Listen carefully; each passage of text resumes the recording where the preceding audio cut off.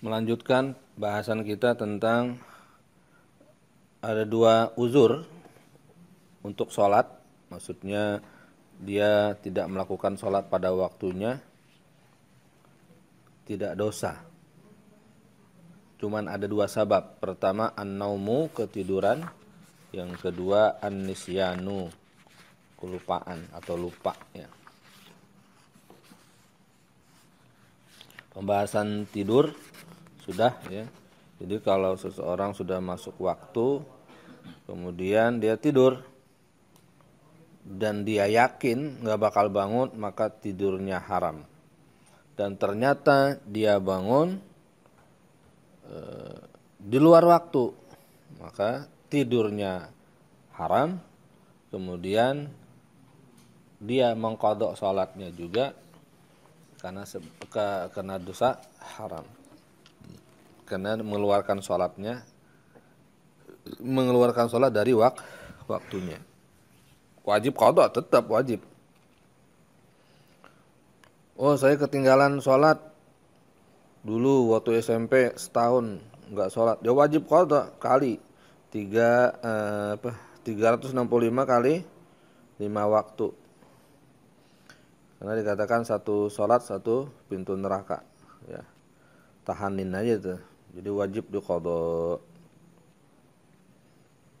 Terus kalau seandainya dia tidur sudah masuk waktu, kemudian yakin kalau dia bangun di luar waktu, ternyata bangunnya masih ada waktu sholat, maka dia hanya dapat dosa tidurnya.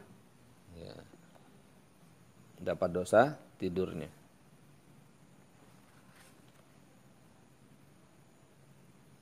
Meninggal apa waktu sholatnya, karena dalam waktu ya nggak dosa.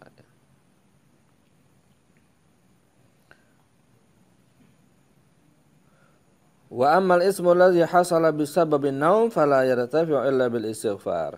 Adapun dosa sebab tidur tadi itu tidak bisa hilang kecuali dengan istighfar.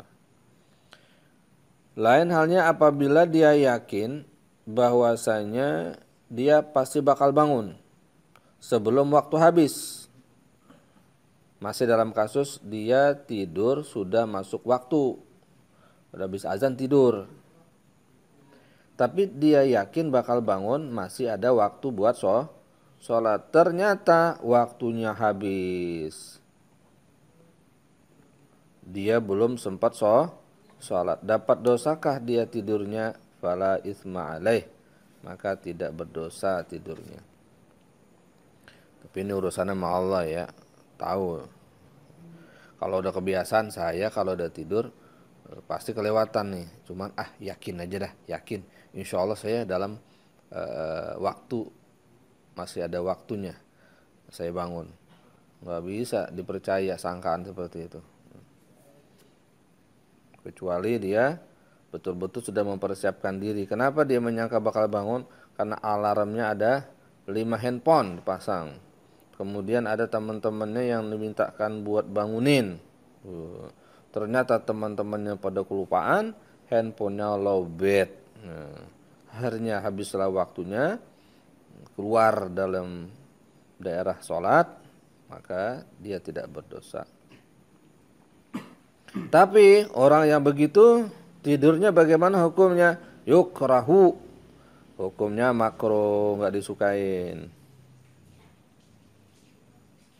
Illa in ghalabahun naumu, kecuali memang udah ngantuk banget. Sekira-kira tidak mampu dia menolak ngantuknya itu.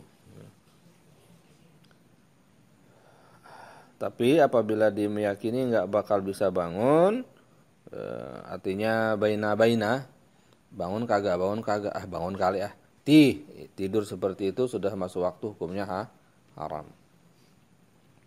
Kemudian wajib membangunkan wajib iqazu man nama ba'dal wujub, dan wajib membangunkan orang yang tidur setelah masuk waktu sholat.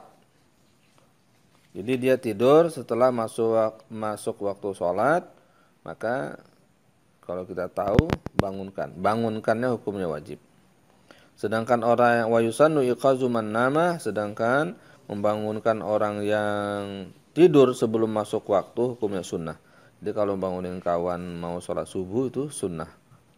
Karena tidurnya jam 12, ada jam 11 gitu ya. Illam yakhsha dararan, kalau tidak khawatir membahayakan dirinya. Bisa jadi ya. Kemudian selanjutnya adalah apa? Penyebab orang itu tidak berdosa melewatkan waktu salat. Sebab kedua adalah an-nisyanu, lupa. Lupa. Lupa yang bagaimana? Iza lam yansha an taqsirin. Apabila tidak timbul muncul bersumber dari karena memang kelalaian. Enggak ngurusin, memang kagak kepikiran. Nonton sinetron, kelupaan sholat. Nah ini enggak dianggap uzur lupanya. Kala ibis syatranj, seperti main gaple, main catur. Bikasri awalihi syatranj, wa huwal mukhtar. Ada bilang syatranji, ada syatranj. Catur. Dari pagi itu duduk di bawah pohon mindahin kuda doang, mikir, balik lagi. Padahal langkahnya cuma L aja. Peluncur maju ke depan, mundur lagi. Mikirin banget. Akhirnya azan kagak kedengeran, lewat asar. Masya Allah. Nyambung lagi ntar habis maghrib. Nah, wahwa haramun. Maka lupa yang seperti tadi ini karena permainan itu hukumnya haram. Termasuk juga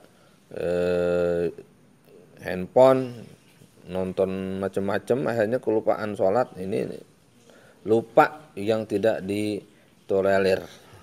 Hukumnya haram. Li'annahu idza syurita fihi malun minal janibaini faqimarun. Ya. Kemudian kalau seandainya dua pemain syatranji tadi, catur, gaple ya. Apabila disyaratkan pada permainan itu harta seberapapun itu 2.000, 3.000 dari dua sisi, maka itu disebut faqimarun. Namanya judi. Jadi A sama B ya, ngeluarin duit. Ntar kalau yang menang duitnya diambil sama dia. Itu qimar. Itu namanya perjudian.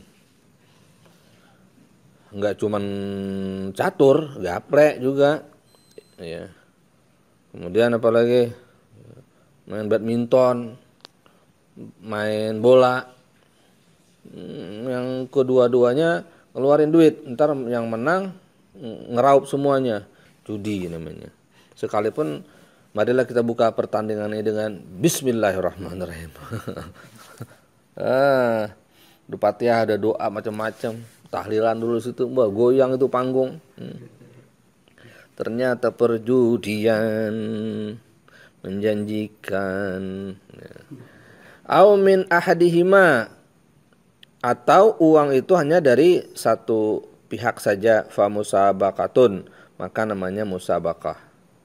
Jadi dari panitia saja, dari pemain enggak ngeluarin, atau dari pemain ngeluarin cuman buat konsumsi masing-masing yang dimakan kedua-duanya.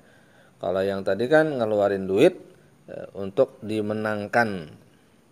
Kalau masing-masing iuran, mau beli koknya, beli makan, minum, tadi makan, mau kalah, mau menang, ikut bareng makan, maka itu bukan perjudian.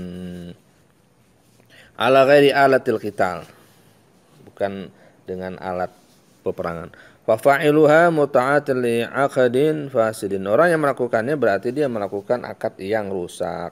Qalahu Syekhul Islam fi Syarahil Manhaj.